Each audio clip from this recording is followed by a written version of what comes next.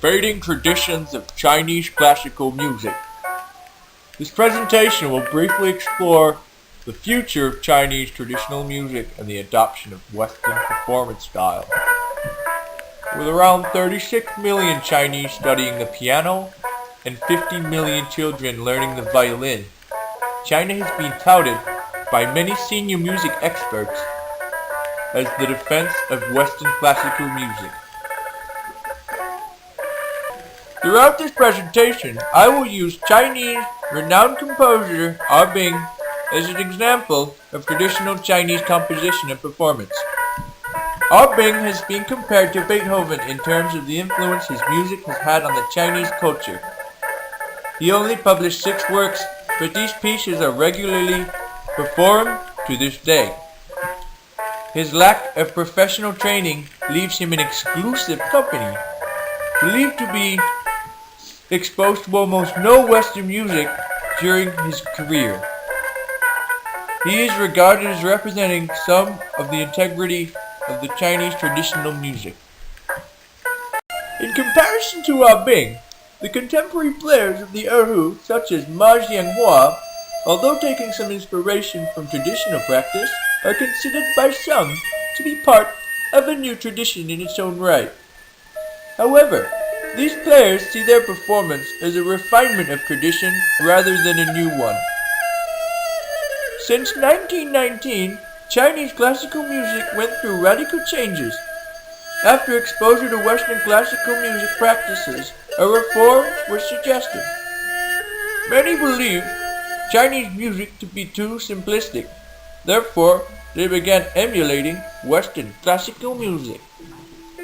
For example, Erhu master Liu Tianhua, who was composing in the late 20th century, adopted the violin over the Erhu and pipa, as well as Western compositional techniques.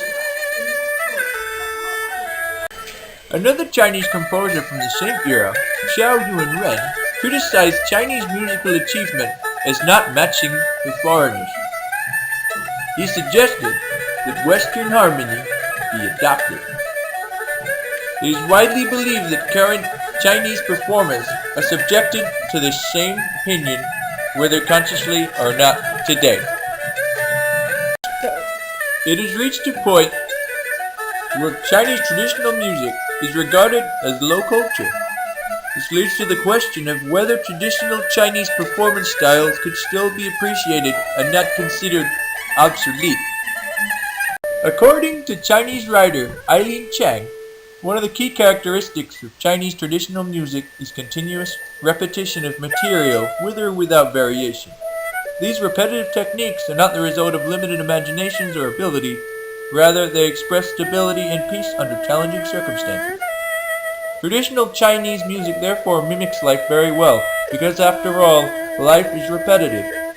According to Chang, listeners cannot help but become strongly involved as their traditional techniques capture human emotions very accurately.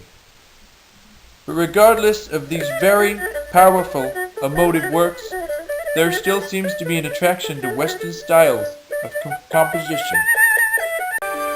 While it's too large a topic to discuss with any depth in this short presentation, I will still touch on the importance of Confucian thought and its relationship with Western culture. Both Western classical music and Confucian theories agree that music is an artful self-cultivation which preserves the virtue of culture. Confucianism has been credited as one of the major reasons for Eastern and Western classical music collaboration. The sharing of ideas and traditions is one of the creeds of the Confucian zone. This idea was not shared by the Maoist regime, which since 1949 has attempted to limit the interaction between East and West. However, with an estimated 100 million music conservatory students in China, it is going to be difficult to stop Western music influencing Eastern culture. President of the Manhattan School of Music, Robert Serrata, was quoted in the New York Times. He said, "It could be very well be that one of the most important defenders of classical music could be found in the country of China." Although this bodes well for the future of classical music, it raises concerns over the future of traditional Chinese music.